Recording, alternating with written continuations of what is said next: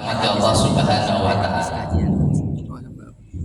Kemarin beberapa yang minggu lalu kita berjumpa dengan hari yang kita tunggu-tunggu, yaitu hari raya Idul Fitri. Ya, 1 Syawal.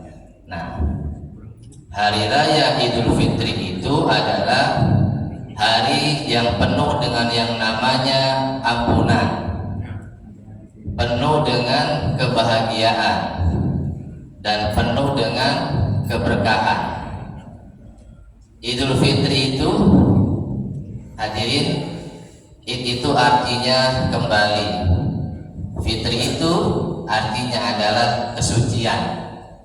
Jadi hari raya Idul Fitri itu kita semua itu ya kembali kepada kesucian. Suci apanya? Suci lahir dan batin kita. Karena kenapa suci? Karena Allah sudah ampuni segala dosa-dosa kita yang telah lalu. Rasulullah Shallallahu Alaihi Wasallam bersabda, "Man shoma Ramadana imanan wa ihtisaban, ghufira lahu ma taqaddama min dambi." Barang siapa yang berpuasa di bulan suci Ramadan dengan penuh keimanan, keyakinan, wa ihtisaban, tidak hitung-hitungan kepada Allah, ikhlas kepada Allah, ghufira lahu ma taqaddama min dambi, niscaya Allah akan mengampuni dosa-dosanya yang telah lalu. Sehingga Idul Fitri itu kita kembali kepada kesucian. Itu yang pertama, hikmah Idul Fitri. Yang kedua, hikmah Idul Fitri itu kita, bapak dan ibu yang dirahmati Allah, diberikan yang namanya predikat takwa. Predikat takwa. Ya ayyuhalladzina amanu kutiba alaikumus syiyam kama kutiba alal ladzina min qablikum la'allakum tattaqun. Wahai orang-orang yang beriman, diwajibkan atas kamu berpuasa sebagaimana yang telah diwajibkan atas orang-orang sebelum kamu, la'allakum tattaqun, agar kamu menjadi orang-orang yang bertakwa kepada Allah Subhanahu wa Ta'ala. Jadi Bapak Ibu, tujuan kita kemarin mengerjakan ibadah puasa di bulan Ramadan agar kita menjadi orang-orang yang bertakwa kepada Allah Subhanahu wa Ta'ala. Di hari raya Idul Fitri Allah berikan predikat takwa kepada kita. Takwa ini adalah ukuran standar tertinggi bagi seorang manusia, paling tinggi takwa. Inna akramakum indallahi atqakum. Kata Allah Azza wa Jalla, sesungguhnya orang yang paling mulia di antara kalian adalah orang-orang yang bertakwa. Orang yang bertakwa ini orang-orang yang senantiasa mengerjakan segala perintah-perintah Allah, meninggalkan segala larangan-larangan Allah Subhanahu wa Ta'ala. Hadirin yang dirahmati Allah Subhanahu wa Ta'ala, lantas bagaimanakah ciri-ciri orang-orang yang bertakwa itu perspektif Quran? Kata Allah Azza wa Jalla, alladzina yunfikuna fis sarra'i wad dharra wal kadhimina al-ghaidha wal 'afina 'anil nas. Ciri-ciri orang-orang yang bertakwa yang pertama kata Allah Azza wa Jalla adalah alladzina yunfikuna fis sarra'i wad dharra, yaitu orang-orang yang senantiasa menginfakkan hartanya baik pada saat dia dalam keadaan sedang lapang rizkinya maupun sedang dalam keadaan sempit rizkinya, dia tetap berinfak, istiqomah. Tetapi fenomenanya di luar sana ya Pak, fenomenanya ya di luar sana ya banyak orang-orang yang ketika sedang lapang rizki dia rajin berinfaknya, ketika sedang sempit rizki dia stop infaknya. Ini belum termasuk golongan orang-orang yang bertakwa. lapang rezeki, rajin infaknya. Lagi sempit rezeki, tetap rajin infaknya, walaupun jumlahnya berkurang. Biasanya lagi lapang 100.000 ya Pak, 50.000, ya 20.000. Lagi sempit rezeki ya 5.000, 2.000, tidak apa-apa. Yang penting ya konsisten dan istiqomah dalam berinfaknya. Kemudian yang kedua adalah ciri orang-orang yang bertakwa itu alladzina yunfikuna fis sarra'i wad dharra wal kadhiminal ghaidha, orang-orang yang senantiasa menahan amarahnya. Karena marah ini Bapak Ibu adalah akhlak yang tercela, akhlak yang tidak terpuji. Kalau orang marah dia bisa menzalimi orang lain, menghina orang lain, mencaci maki orang lain, menggibah orang lain, memfitnah orang lain, mengadu domba orang lain. Maka kalau sudah saking dendamnya dia bisa membunuh orang lain gara-gara marah. Makanya kata Rasulullah SAW, la taghdab walakal jannah. Janganlah kamu marah, maka bagi kamu surga. Nah, tetapi kalau kita dengar juga, saya lihat di medsos ya, media sosial Pak, Masya Allah, ada berita-berita ya yang sangat memilukan dan menyedihkan. Ada seorang suami membunuh istrinya gara-gara masalah-masalah sepele sebenarnya. Pulang ke rumah ya nggak ada, istri nggak masak, ada makanan, marah besar, cekcok, akhirnya berantem, istrinya lari ketakutan, dikejar sama suaminya, ya langsung dibunuh sama suaminya. Punya anak usia kecil 4 tahun, meninggal dunia. Nyesalnya belakangan, ya Allah, istri itu ya orang yang kita sayangi, cintai, itu dibunuh gitu ya. Ya ada lagi dulu yang viral itu ya, yang viral yang di medsos viral itu yang bos sate di daerah mana itu. Suaminya pergi keluar kota meninggalkan anak istrinya, kaya raya bos sate. Kemudian istrinya ini nagihlah yang namanya hutang ya, nagih hutang sama tetangga atau temannya itu ditagih-tagih. Akhirnya nggak suka ditagih-tagih kayak gitu. Akhirnya datang ke rumahnya, suaminya nggak ada di rumah, cuma ada istri sama anaknya 2. Usia yang terakhir itu usia sekitar 5 atau 6 tahun, yang paling besar 12 tahun.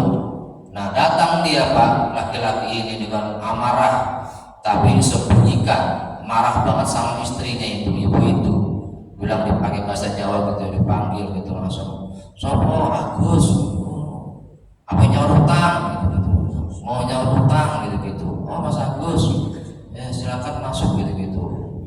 Habis itu langsung Pak itu barang itu langsung dicekek, langsung digorok istrinya, digorok. Pada saat kejadian itu tuh digorok itu, anaknya yang kedua itu ikut meninggal dunia, dibunuh juga oleh si pelaku tersebut gara-gara marah itu ya. Dibunuh anaknya dan diseret, dibawa ke kamar mandi, anak usia 6 tahun itu perempuan. Ya Allah, benar-benar yang paling besar selamat karena dia tidak keluar, di kamar dikunci. Itu viral Pak itu.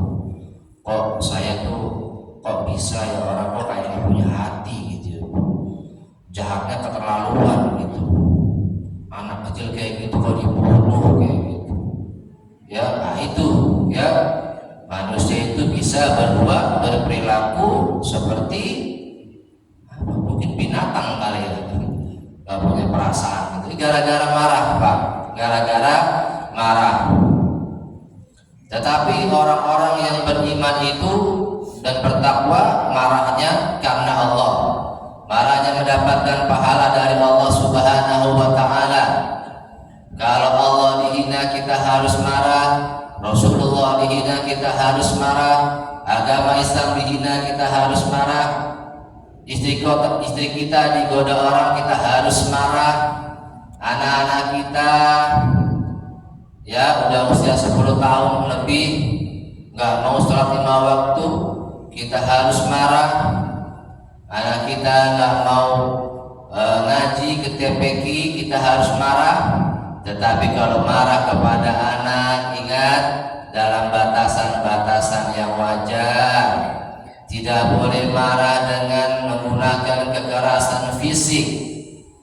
Tidak boleh menggunakan parenting, kekerasan fisik, memukuli anak, menyabeti anak, menendang anak, membanting anak. Bodoh kok zaman dulu tuh pendidikannya. Ya, sabet anak, dipukul sampai patah kayunya. Ya Allah. Ya, model yang seperti ini sangat tidak disukai oleh anak-anak. Orang tua yang menggunakan parenting yang seperti ini adalah orang tua yang tidak disukai oleh anak-anaknya. Orang tua yang seperti ini, Bapak Ibu, ini dianggap seperti monster yang menakutkan.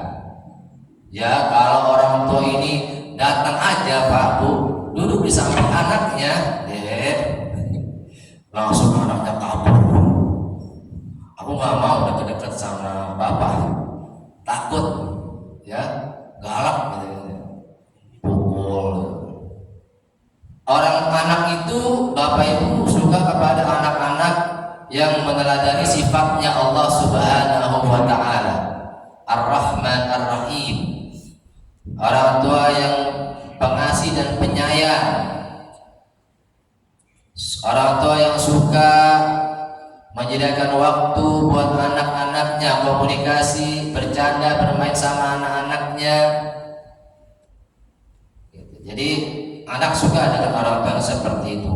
Bahkan ya kalau pulang kerja baru kedengaran aja motornya aja pulang, orang tua yang seperti ini anaknya langsung pada datang. Ya ayah, abi gitu.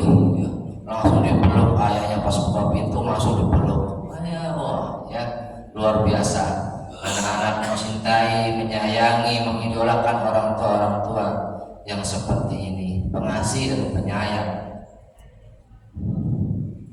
Bapak dan Ibu yang dirahmati Allah Subhanahu wa taala. Yang ketiga, ciri orang yang bertakwa itu adalah wal-afina 'anil nas. Orang-orang yang suka memaafkan kesalahan orang lain, jiwanya pemaaf, kata Allah. Makanya dalam Islam itu ada yang namanya ya halal bihalal. Halal bihalal. Ya, setelah Idul Fitri. Artinya itu Bapak Ibu kita saling memberi maaf, kita saling memaafkan dan memberi maaf. Halal bihalal. Mungkin dalam setahun ada lisan kita yang menyakiti, ada ucapan perbuatan yang kurang berkenan dengan saudara kita, sehingga kita ya saling memaafkan supaya selesai masalah hakul adami. Dosa diantara sesama manusia selesai, saling memaafkan. Bapak dan Ibu yang dirahmati Allah Subhanahu wa taala. Sekarang apa sih fadilah kelebihan daripada halal bihalal ini? Yang pertama fadilahnya adalah kita menjadi orang yang pemaaf. Halal bihalal, suka memaafkan orang lain. Kata Allah Azza wa Jalla, "Khudil afwa wa'mur bil ma'ruf wa'rid 'anil jahilin." Jadilah engkau pemaaf, suruhlah orang berbuat kebaikan dan berpalinglah dari orang-orang yang bodoh. Itu perintah Allah Bapak. Jadilah kamu orang yang pemaaf. Jadi halal bihalal kita jadi orang yang pemaaf. Yang kedua, fadilah halal bihalal itu adalah diampuni segala dosa-dosa kita. Masya Allah. Rasulullah Shallallahu Alaihi Wasallam bersabda, apabila ada seorang muslim bertemu dengan muslim yang lainnya, kemudian mereka berjabat tangan, maka Allah mengampuni dosa-dosa mereka sebelum mereka berpisah. Ghufira lahuma qabla ayaftariqa, kata Rasulullah. Allah akan mengampuni dosa-dosa keduanya sebelum mereka berpisah. Halal bihalal, Allah ampuni dosa-dosa kita. Yang ketiga adalah memperkuat yang namanya ukhuwah Islamiyah, persaudaraan sesama umat Islam semakin kuat. Halal bihalal kita saling bersilaturahmi, saling berjumpa, saling berkomunikasi, kita saling mendoakan, maka semakin kuat persaudaraan sesama umat Islam. Hadirin yang dirahmati Allah Subhanahu wa ta'ala, ada sebuah hadis itu yang berbunyi, atadaruna mal muflis. Rasulullah bertanya kepada sahabatnya. Rasul bertanya, apakah engkau tahu siapakah orang-orang yang bangkrut? Kemudian sahabat menjawab, Pak, ya Rasulullah, orang yang bangkrut itu adalah orang-orang mereka yang tidak memiliki dinar, dirham, harta. Kata Rasulullah, bukan itu. Kata Rasulullah, orang yang bangkrut itu adalah orang-orang yang nanti datang pada hari kiamat dengan membawa pahala amal kebaikan, amal ibadah, pahala ibadah salat, pahala zakat, dan pahala-pahala yang lainnya. Akan tetapi pahalanya nanti dia akan habis, diberikan kepada orang-orang yang sewaktu di dunia dia zalimi. Jadi selain dia beramal soleh, tapi dia dalam hablum minan nas, dalam hal tersebut dia suka menzalimi orang lain, suka mengambil harta orang lain, suka memukuli orang lain, suka menzalimi orang lain. Akhirnya segala pahala-pahala di akhirat, pahala semuanya kebaikannya diberikan kepada orang-orang yang dia zalimi. Seperti itu. Apabila pahalanya sudah habis, ya habis, tetapi kezalimannya, dosa kezalimannya masih ada, kata Rasulullah, maka segala dosa-dosa orang yang dizalimi ini diberikan kepada dia. Sudah habis pahala, dapat dosa-dosa dari orang yang terzalimi, diberikan kepada dia, kemudian dia dilemparkan ke dalam neraka. Na'udzubillahi min dzalik. Nah, ini adalah bangkrut yang sebenarnya bangkrut, Bapak Ibu. Al-Imam Nawawi mengatakan, mengomentari hadis ini, bahwasanya ini adalah benar-benar yang namanya bangkrut di akhirat. Kalau orang yang hartanya bangkrut, maka bangkrutnya akan bisa hilang kalau dia nanti berusaha, dia punya harta lagi, usaha lagi, maka bangkrutnya bisa hilang. Kalau ini dia benar-benar yang bangkrut. Makanya dalam kehidupan ini jaga yang namanya hablu minallah dan hablu minan nas.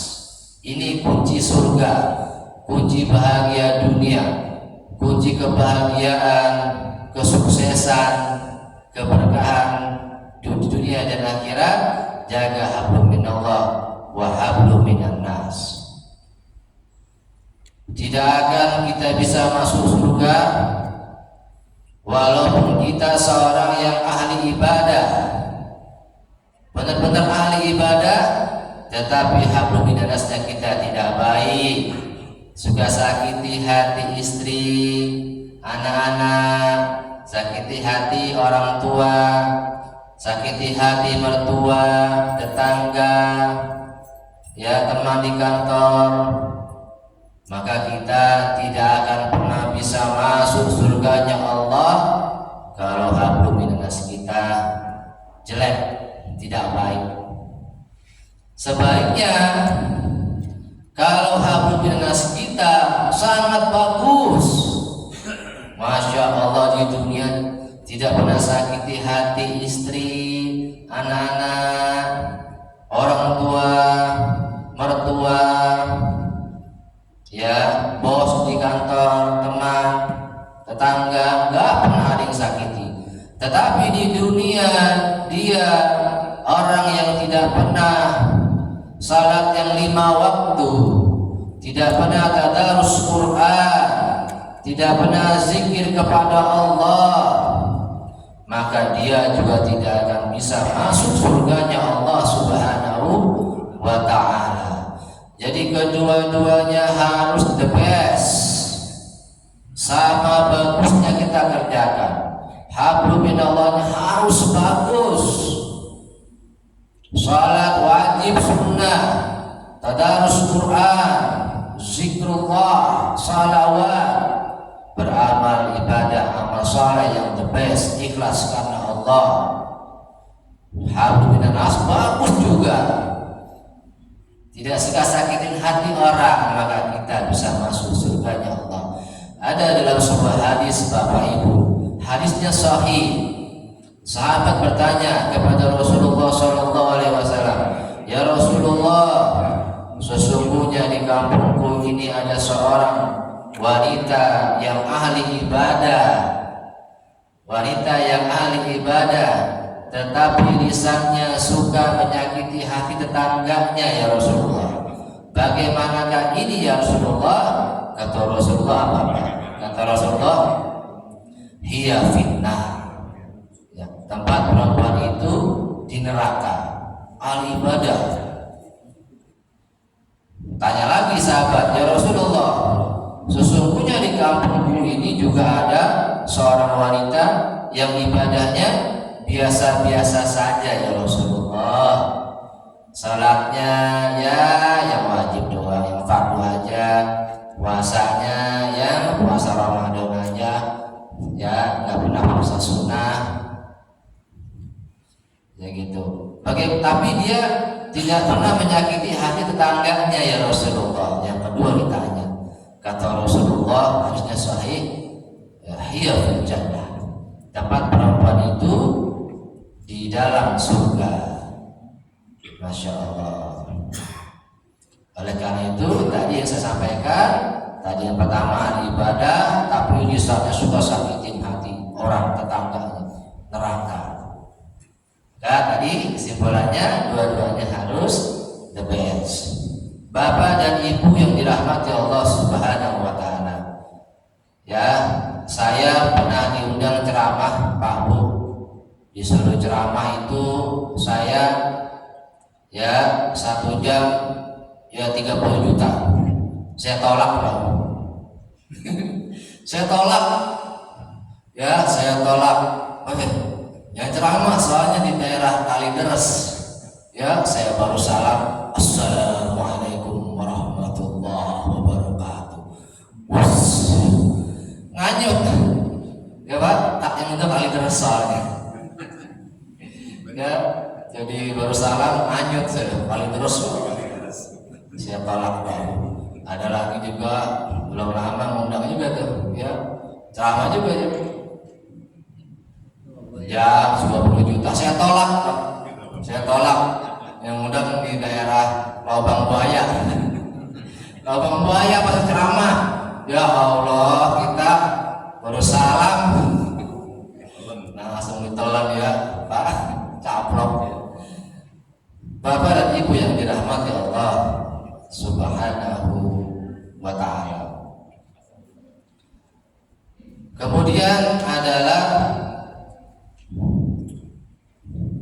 di bulan Ramadan itu ada yang namanya warisan. Ya, jadi bulan Ramadan kemarin itu meninggalkan yang namanya warisan. Apa aja warisannya?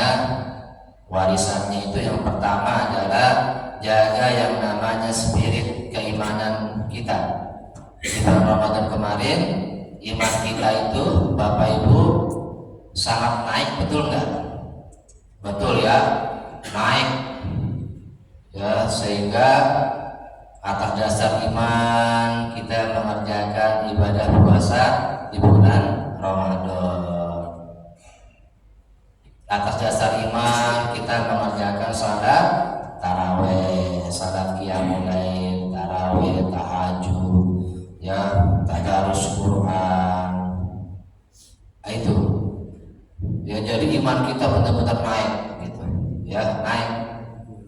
Maka setelah bulan Ramadan selesai ini, jaga kualitas keimanan kita. Karena kata para ulama itu al-iman yazidu wa yanqus. Yazidu bi ta'ah wa yanqus bi maksiyah. Ibu, Pak, kata para ulama, iman itu naik dan turun. Naiknya dengan ketaatan, turunnya dengan kemaksiatan. Makin taat kita, ibadahnya makin rajin, maka makin naik iman kita. Makin kita tidak rajin ibadah, makin ada dosa-dosa yang dikerjakan, maksiat, kemungkaran, maka makin turun iman kita. Yang bahayanya kalau iman itu udah nggak ada, Pak, udah mati imannya, waduh, itu udah nggak takut lagi berbuat kemaksiatan dan dosa. Ya, musibah itu ya, udah nggak ada imannya, udah bahaya, udah berani yang namanya berzina, berani membunuh, ya, berani pakai narkoba, minum minuman keras. Itu dosa-dosa kayak gitu ya, udah nggak ada imannya. Makanya jaga kualitas keimanan kita pasca bulan Ramadan ini, dijaga sampai bertemu nanti bulan Ramadan. Yang kedua adalah jaga kualitas ibadah kita. Yang pertama jaga iman, yang kedua jaga kualitas ibadah kita. Kemarin bulan Ramadan ibadah kita itu, Pak Bu, bener enggak? Sangat berkualitas dari segi kuantitas dan kualitasnya, betul enggak? Betul ya, terjaga yang namanya sholat berjamaahnya 5 waktu, berjamaahnya di masjid, terjaga yang namanya tadarus Qur'annya, sedekahnya, qiyamul lailnya, tarawihnya, witirnya. Masya Allah, tabarakallah, ibadahnya berkualitas di bulan Ramadan. Maka selepas bulan Ramadan, jaga kualitas ibadah kita, hadirin. Jangan sampai kendor, terus jaga keistiqomahannya sampai nanti berjumpa dengan bulan Ramadan. Yang ketiga adalah jaga yang namanya kemesraan dan kedekatan kita dengan kitab suci Al-Quran.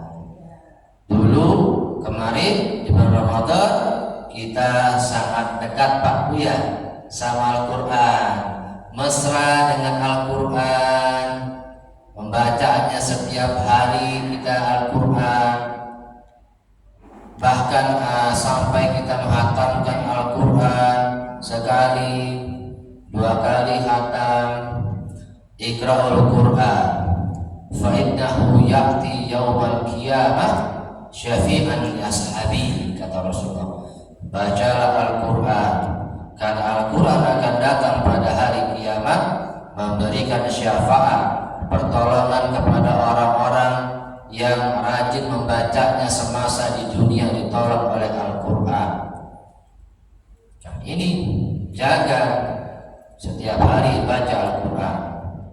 Saya dulu punya guru Pak.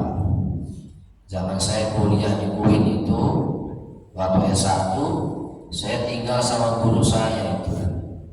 Saya amati perilaku dia, keseharian dia. Orangnya dari Kudus, tinggal di Kudus, ya. Sekarang udah jadi dosen di UIN Kudus, jadi dosen ya di Kudus. Saya tinggal sama dia Pak Bu.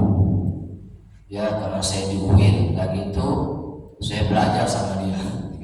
Ya, belajar bahasa Arab, belajar ilmu agama, gitu kan. Saya amati perilaku beliau. Ya, setiap sholat, habis sholat subuh dia baca Al-Quran rutin terus. Pulang kerja nanti entah dia kadang sampai rumah maghrib atau isya, pulang kerja habis sholat maghrib baca Al-Quran. Kalau pulangnya lewat pas isya itu setelah isya baca Al-Quran rutin, istiqomah. Saya amati guru saya itu. Ternyata Pak, di situ kehidupan yang saya amati, kehidupan beliau itu di usia-usia masih muda dia dapat beasiswa doktor, kuliah S3, beasiswa gratis, beasiswa. Kemudian dia juga bisa berangkat haji, sudah haji alhamdulillah. Kemudian dia punya rezeki bisa beli mobil, alhamdulillah punya mobil juga gitu ya. Karena punya anak ya 4, punya istri, jadi mobil itu suatu kebutuhan Pak. Dia ada rezekinya punya mobil. Kemudian pokoknya kok seperti ziyadatul khair Pak ya, ziyadatul khair. Ini namanya berkah. Berkah itu bertambahnya kebaikan, dan kebaikan itu melekat pada diri seseorang. Tambah terus kebaikannya, tambah nikmatnya sama Allah. La in syakartum la azidannakum wa la in kafartum inna adzabi lasyadid. Kalau kamu bersyukur, aku tambahkan nikmat kamu. Kalau kamu kufur, inna adzabi lasyadid. Sesungguhnya azabku sangat pedih. Nah itu ya, dia orang yang senantiasa bersyukur, juga orang yang saleh, orang yang dekat dengan Al-Quran. Karena Al-Quran itu adalah kitab yang penuh dengan keberkahan. Itu Al-Quran. Kalau kita dekat dengan Al-Quran, jadi Al-Quran itu Pak Bu, kita kepada Al-Quran itu ada 4M ya, 4M. Yang pertama kita membacanya, ini harus sering tiap hari membacanya. Yang kedua adalah M-nya, kita menghafal ayat-ayatnya, tuh dihafalkan.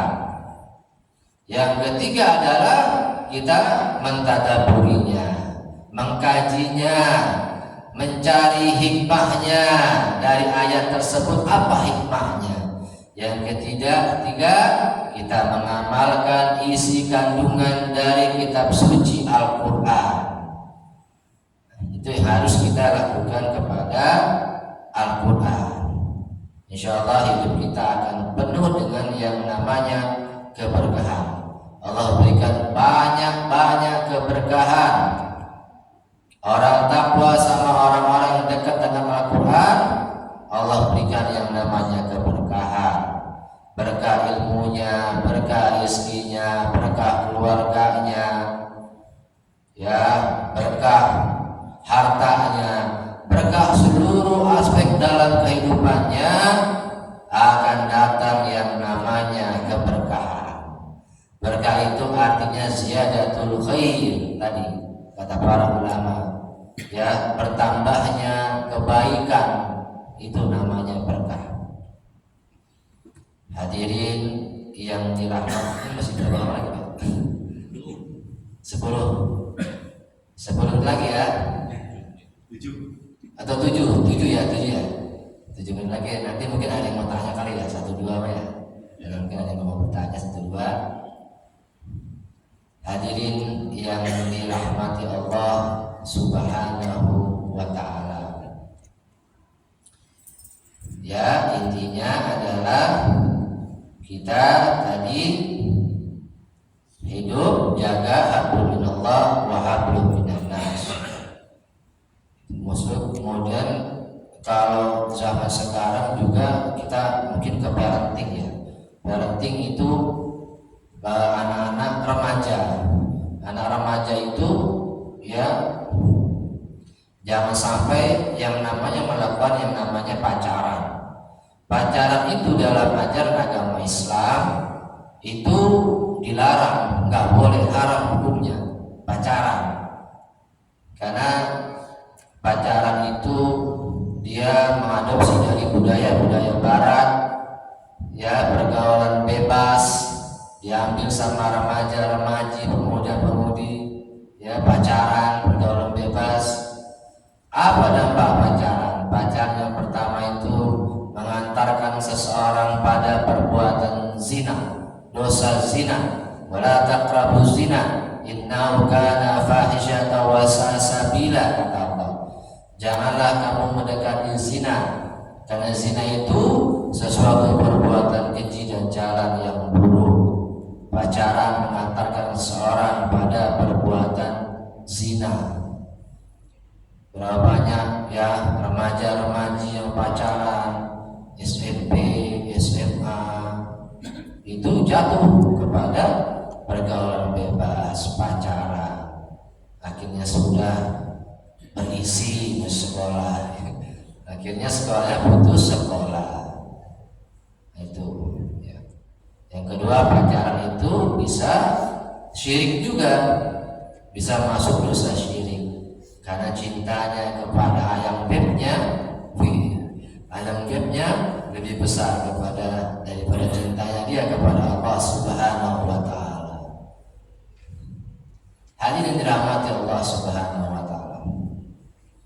Baik, ada lagi mungkin yang terakhir ini yang mau saya sampaikan, masalah hati.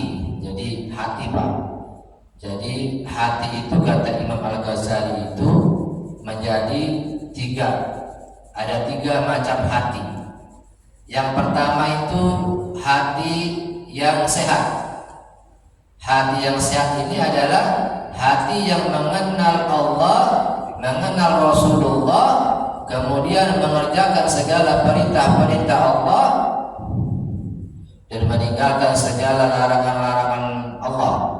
Ini biasanya hati yang sehat terdapat bagi orang-orang yang beriman, bertakwa kepada Allah.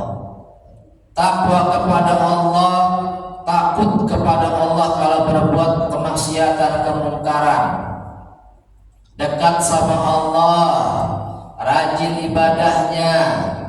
Ini hatinya sehat. Yang kedua adalah hati yang sakit.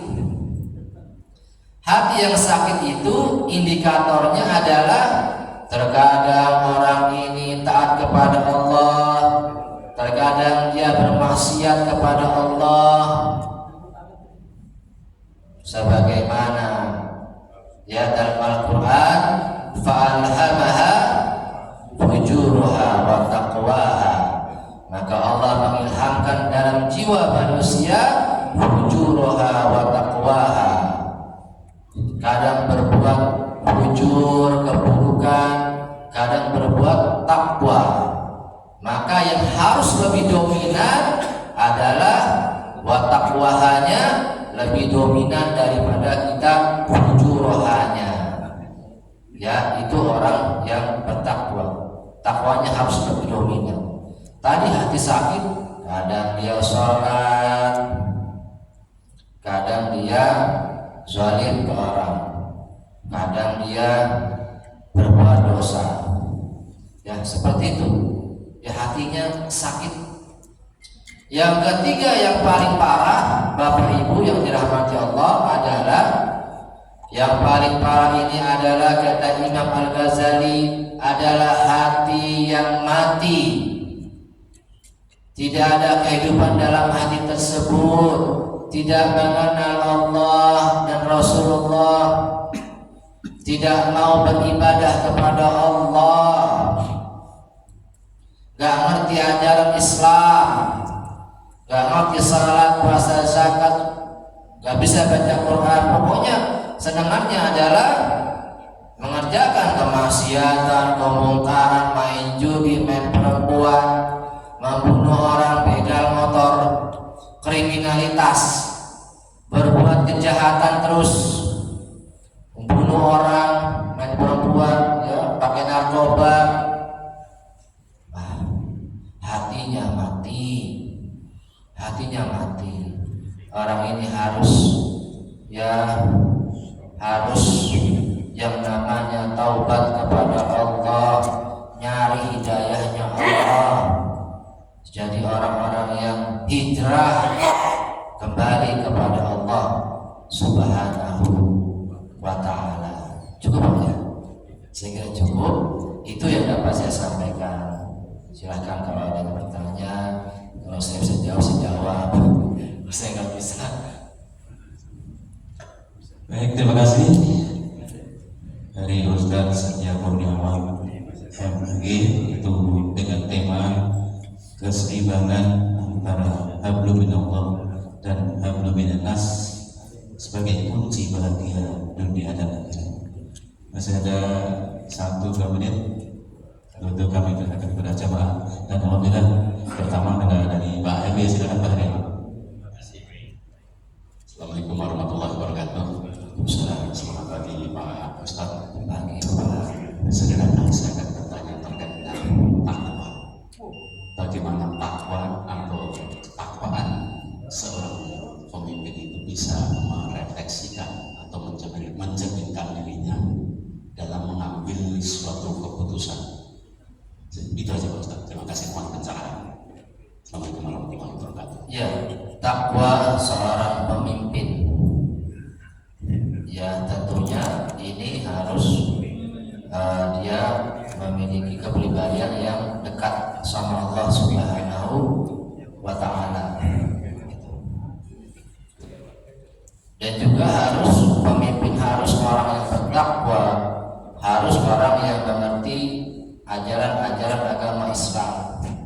Jadi sehingga ketika entah pemimpin mana aja ya Pak ya, pemimpin mungkin RT, RW, nanti di politik ya, presiden atau apa ya, satu takwa, beriman, kemudian harus tahu yang namanya ajaran agama Islam. Jadi kalau ketika membuat yang namanya kebijakan, ya kan, peraturan itu, maka nanti akan disesuaikan itu dengan ajaran-ajaran agama Islam, gitu ya, ajaran agama Islam. Jadi enak. Dan dalam Islam itu ada yang namanya bermusyawarah, wasyawirhum fil amri. Disuruh kata Allah kita bermusyawarah. Jadi enak ya, dalam apapun kita mesti bermusyawarah. Dengan bermusyawarah itu nanti akan datang solusi, akan datang pendapat-pendapat dari kawan-kawan yang orang-orang soleh juga, yang ulama juga ya tadi ya, ulama juga. Jadi nanti akhirnya mengeluarkan hasil yang terbaik, yang positif. Saya kira itu. Ya. Baik, terima kasih kepada sahabat sekalian. Dan mari karena waktu juga, mari kita tutup kaji kita dengan membaca kafaratul majelis. Subhanakallahumma wa bihamdika asyhadu an la ilaha illa anta astaghfiruka wa atubu ilaik. Alhamdulillah, dan mari kita salam salaman. Sallallahu